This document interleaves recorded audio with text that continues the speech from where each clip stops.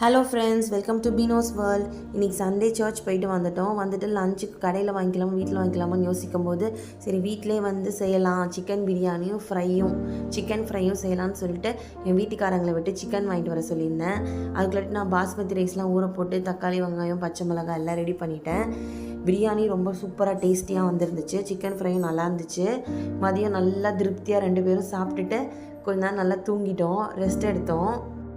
அப்புறமா அடுப்பை deep clean பண்ணலான்னு சொல்லிட்டு கிச்சனில் எல்லாத்தையும் க்ளீன் பண்ணி தொடச்சி எடுத்து வைக்கிறதுக்குள்ளேயே டைம் ஆகிடுச்சு.